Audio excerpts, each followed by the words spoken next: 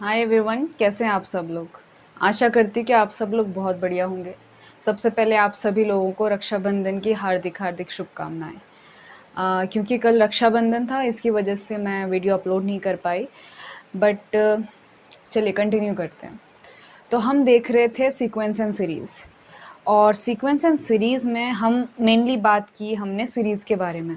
तो सीरीज़ में हमने अभी तक 2 टाइप के सीरीज़ कंप्लीट करे हैं, और आज हम देखने वाले हैं आर्बिट्ररी सीरीज़, जो कि हमारे इस सीक्वेंस एंड सीरीज़ का लास्ट पड़ाव होगा। ठीक है। तो आर्बिट्ररी सीरीज़ का क्या मतलब है? अब इसके नाम में ही आर्बिट्ररी है। आर्बिट्ररी मतलब यहाँ पे साइन से मतलब है कि जो साइन होगा वो कुछ भी हो सकता है। जैसे कि हमने सबसे पहले जो बात करी वो थी हमारी पॉजिटिव टर्म्स की। पॉजिटिव टर्म्स एक्चुअली ये सारे जो है ये इसी के अंतर्गत आते हैं। ठीक है। सो जो पॉजिटिव टर्म्स थे उसमें आपका जो सीरीज था ए एन, वो हमेशा ये पॉजिटिव होता था। सारा ए एन क्या होता था? It was always greater than zero या फिर इक्वल टू ज़ीरो। इसका जैसे कि एग्जांपल दूंगी मैं, समेशन 1/n। तो ये एक पॉजिटिव टर्म का सीरीज़ है, और इसके ऊपर हमने सारे टेस्ट जो है वो अप्लाई करे थे। ठीक है। अब यही टेस्ट हमने जो है अल्टरनेटिंग सीरीज़ में और इसमें भी अप्लाई करनी है, मतलब उन्हीं की मदद से हमने सॉल्व करना है। फिर सेकेंड हम आए अल्टरनेटिंग सीरीज़ पर। अल्टरनेटिंग सीरीज़ पर तो अल्टरनेटिंग सीरीज़ में क्या था कि जो आपका ए एन था ना, ये ज़रूरी नहीं था पॉजिटिव था। इसके साथ क्या था, ये जो ए एन है वो कुछ -1 का पावर n और कुछ बी एन टाइप का था। यानी कि यहाँ पे प्लस माइनस जो साइन है वो अल्टरनेटिवली आ रही है। ठीक है। और इसके अंदर जो इम्पॉर्टेंट कॉन्सेप्ट है वो है absolute convergence and conditional convergence, और इसी के साथ हमने लेबनिज टेस्ट भी देखा। और अब हम बात कर रहे हैं आर्बिट्ररी सीरीज़ की। सो आर्बिट्ररी सीरीज़ में क्या होने वाला है कि जो आपका समेशन ए एन है, जैसे यहाँ पर जो पॉजिटिव और नेगेटिव साइन थे वो अल्टरनेटिवली आते थे, फिक्स्ड थे कि पहला पॉजिटिव आएगा फिर नेगेटिव आएगा फिर positive and negative and so on. लेकिन इसमें ऐसा फिक्स्ड नहीं है, इसमें साइन का कुछ भी रोल नहीं है। वो हो सकता है पहले 100 टर्म पॉजिटिव हो उसके बाद नेगेटिव आ जाए, या फिर पहले नेगेटिव हो फिर पॉजिटिव आ जाए, कहीं पर 5 टर्म पॉजिटिव हो 3 टर्म नेगेटिव हो, कुछ भी हो सकता है। वो आर्बिट्ररी सीरीज़ है। तो इसमें ज़्यादातर ऐसे फंक्शन आते हैं जैसे कि साइन के फंक्शन हैं। ठीक है। एक एग्जांपल देती हूँ, जैसे कि मान लीजिए समेशन n फैक्टोरियल का स्क्वायर, अब मुझे पता नहीं है बस बना रही हूँ मैं, 2n फैक्टोरियल मान लीजिए ऐसा कुछ है, और इसके साथ जैसे कि cos n थीटा लगा दिया मैंने। अब इसमें देखो कि जैसे n थीटा है, थीटा कोई भी रियल नंबर है, तो आपका जो cos का वैल्यू है वो -1 से लेकर 1 के बीच में होगा। तो -1 से लेकर 0 में बहुत बार माइनस साइन आएंगे, उसके बाद प्लस साइन आएंगे। तो ये जो ओवरऑल होगा ये कहीं पर कुछ टर्म्स के लिए माइनस होगा और कुछ टर्म्स के लिए पॉजिटिव होगा, लेकिन ऐसा कुछ नहीं है इसमें कि अल्टरनेटिवली प्लस और माइनस होगा। ठीक है। तो साथ ही साथ मतलब यहाँ पे कुछ ऐसे माइनस कुछ और टर्म्स भी आ सकती हैं। तो आप यहाँ पे फिक्स्ड कह नहीं सकते कि अच्छा ये अल्टरनेटिव सीरीज़ है या फिर ये पॉजिटिव टर्म की सीरीज़ है। तो ये चीज़ हम डिस्कस करेंगे आर्बिट्ररी सीरीज़ के अंदर। और आज हम पढ़ने वाले हैं एबेल्स लेमा। एबेल्स लेमा जो कि हमें ऐसी आर्बिट्ररी सीरीज़ की कन्वर्जेंस के बारे में बताएंगे। तो ऐसे बहुत से टेस्ट है जो हम डिस्कस करेंगे, और इसका प्रूफ आज हम डिस्कस करने वाले हैं। तो चलिए सबसे पहले हम इसका प्रूफ देखते हैं कि एबेल्स लेमा कहता क्या है। अब इसको प्रूफ को समझने के लिए सबसे पहले इसके स्टेटमेंट को अच्छे से समझना इम्पॉर्टेंट है, क्योंकि समझ नहीं आती है कईयों को ना। तो एबेल्स लेमा क्या कहता है कि मान लीजिए आपके पास एक सीरीज़ है रियल नंबर की, n goes from 1 to infinity, an is a series of real number such that, कैसी टाइप की सीरीज़ है देखिए कि a1 plus a2 up to so on an, ये क्या चीज़ है? पहले n टर्म का सम, यानी कि आपका क्या है? पार्शियल सम है। पहले n टर्म्स का सम, यानी कि दिस इज पार्शियल सम। तो ये जो पार्शियल सम है ये स्मॉल m और कैपिटल M, यानी कि बाउंडेड है किसी 2 पॉइंट्स के बीच में। तो ऐसी सीरीज़ जिसका पार्शियल सम स्मॉल m और कैपिटल M के बीच में है। दूसरी बात, आपके पास एक नॉन इंक्रीजिंग सीक्वेंस है, let b n is a non increasing sequence, non increasing मतलब डिक्रीजिंग सीक्वेंस है of non negative real number, यानी कि वो जीरो वाली नहीं है, नॉन निगेटिव रियल नंबर की डिक्रीजिंग सीक्वेंस है। तो क्या कहता है कि आपका जो ए के बी के है, यानी कि हमारे पास जो ये सीरीज़ है और ये सीक्वेंस है, इन दोनों को मैं मल्टीप्लाई कर रही हूँ। कितना मल्टीप्लाई कर रही हूँ? पहले एन टर्म्स को अगर मैं मल्टीप्लाई करूँ, यानी कि पहले एन टर्म्स को मल्टीप्लाई करके उनका समेशन, यानी कि एक तरह का पार्शियल सम है। किसका पार्शियल सम है? आपके पास अगर मैं ए एन और बी एन को मल्टीप्लाई करूँ तो मेरे पास एक सीरीज़ बनेगी ए एन बी एन, ठीक है, n goes from 1 to infinity. इसका पहला टर्म इसका पहला टर्म मल्टीप्लाई करेंगे तो वो पहली टर्म बन जाएगी सीरीज़ की। फिर सेकेंड टर्म मतलब A2 को B2 के साथ मल्टीप्लाई करेंगे तो सेकेंड टर्म बन जाएगी। ऐसे हम सीरीज़ बना रहे हैं।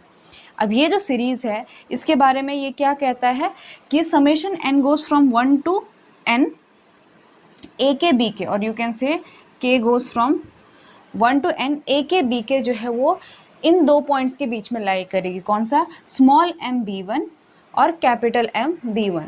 तो ये स्मॉल m और कैपिटल M तो इस समेशन के bound, upper bound lower bound कह सकते हो एक तरह से, और b1 क्या है? इस सीक्वेंस का पहला टर्म है, ठीक है। तो ये जो चीज़ है ये एक्चुअली क्या है? ये आपका पार्शियल सम है पहले n टर्म्स का, which is partial sum of series A N B N, जो कि किससे बनी है? इन दोनों के मल्टीप्लिकेशन से बनी है। तो ये भी एक तरह से आप कह सकते हैं कि कैसे होंगे? बाउंडेड होंगे। किसके बीच में? स्मॉल m b1 और कैपिटल M b1। अब ये किस तरह से काम आएगा हमारे पास कि मान लीजिए हमारे पास एक कोई सीरीज़ है, ठीक है, समेशन कुछ भी ए एन बी एन का है, तो आपके पास प्रीवियस नॉलेज से जो भी अभी तक आपने पढ़ा है, आपको हो सकता है कि आपको यहाँ पे दिख रहा होगा कि अरे ये ए एन एक सीरीज़ है जिसका पार्शियल सम बाउंडेड होता है, और जो बी एन है ये कोई सीक्वेंस है जो कि डिक्रीजिंग सीक्वेंस है। तो आप इस पे जो है एबेल्स लेमा लगा सकते हैं, ठीक है। सो जो हमारे पास सीरीज़ आएगी, कोई भी आर्बिट्ररी सीरीज़, उसको दो सेक्शन में क्या कहते हैं, डिवाइड करने का ये काम कर सकता है। चलिए इसका प्रूफ देखते हैं। चलिए आइए इसका प्रूफ देखते हैं। तो प्रूफ बहुत आसान है, कोई बड़ी बात नहीं है। मान लीजिए आपका जो सीरीज़ ए एन है उसका पार्शियल सम एस एन है, तो एस एन का क्या मतलब होता है? A1 plus A2 up to so on AN। उसी तरह से SN माइनस 1 का क्या मतलब होगा? A1 plus A2 up to so on AN minus 1। उसी तरह से अगर मैं S1 तक जाती हूँ तो S3 क्या होगा? A1 plus A2 A3, S2 हो जाएगा A1 प्लस A2, S1 हो जाएगा A1, ठीक है। अब मैं क्या करूँगी, ये जो A1 A2 A3 है अप टू सोन AN, इनको मैं SN के फॉर्म में लिखना चाहती हूँ। तो यहाँ से तो क्लियर है कि आपका जो A1 है वो S1 है, सो A1 is equal to S1। अब देखो जो आपका A2 है ये कैसे मिलेगा मुझे? अगर मैं S2 में से S1 माइनस करती हूँ तो A1 और A1 कैंसिल हो जाएंगे, ठीक है, और A2 आपके पास क्या बन जाएगा? S2 minus S1। तो आपका A2 किसके बराबर है? S2 माइनस S1 है। उसी तरह से आप दिमाग लगा सकते हो कि आपका A3 क्या हो जाएगा? S3 में से S2, क्योंकि A1 A2 कैंसिल हो जाएंगे, सिर्फ A3 बचेगा। So A3 is equal to S3 minus S2। तो यानी क्या इन जनरल आप कह सकते हो कि आपका AN क्या हो जाएगा? AN हो जाएगा SN माइनस उससे एक कम, यानी कि SN माइनस 1, ठीक है। तो ये इन जनरली आप A1 A2 A3 up to so on AN निकाल सकते हो। अब आपको मालूम है, ये गिवन है कि ये जो पार्शियल सम SN है ये स्मॉल m और कैपिटल M के बीच में लाई करता है, तो इसी का यूज़ हमने करना है। तो सबसे पहले हम ये डिडक्ट कर लेते हैं जो आपका A के B के था, ठीक है। ये जो पार्शियल सम है, summation k goes from 1 to n A K B के, इसको हमने दिखाना है ना कि ये MB1 स्मॉल MB1 और कैपिटल MB1 के बीच में लाई करता है, ठीक है। तो सबसे पहले हमको ये निकालना पड़ेगा। तो देखो A K B K k goes from 1 to n का क्या मतलब है कि A1 B1 plus A2 B2 up to so on AN BN, ठीक है। और अभी हमने जो है A1 A2 up to so on AN को SN के रूप में निकाला है। तो A1 की जगह तो मैं S1 ही लिखूंगी because A1 is S1। A2 की जगह क्या आ जाएगा? S2 minus S1। और वैसे ही AN माइनस 1 में क्या आ जाएगा? SN minus 1 minus SN minus 2, ठीक है। और AN क्या आ जाएगा आपका? SN minus 1 minus SN minus 2, हाँ। और AN की जगह आ जाएगा SN माइनस SN माइनस 1, ठीक है। ये आपका AN हो गया और ये आपका क्या है? AN माइनस 1 हो गया। क्लियर है इतना। अब हम क्या करेंगे, इसमें से जो S1 है, S2 है, ये कॉमन निकालेंगे, ठीक है। तो इसमें से देखिए पहले 2 टर्म में, तो फिर आप बाकी के टर्म आपको आसानी से समझ आ जाएंगे। अगर इन दोनों में से S1 कॉमन निकाल दो तो अंदर क्या बचेगा, B1, और इधर माइनस B2 है, तो S1 कॉमन निकालने पर B1 माइनस B2। उसी तरह से जब आप S2 कॉमन निकालोगे तो अंदर क्या बचेगा आपका, B2 माइनस B3, यानी कि जैसे S1 है तो उसके साथ का B1 होगा और उससे अगला टर्म यानी कि B2 होगा, एक एक्स्ट्रा, एक ज़्यादा वाला, तो S2 के साथ क्या आ जाएगा, B2 माइनस उसकी अगली वाली टर्म यानी कि B3। उसी तरह से Sn-1 के साथ क्या आ जाएगा, Bn-1 और उसकी अगली टर्म यानी कि B1, और Sn के साथ से Bn बचेगा क्योंकि उसकी अगली वाली टर्म Bn+1 नहीं है, ठीक है। तो ये अकेला रहेगा, बाकी सब के साथ कॉमन आ जाएगा, क्लियर है।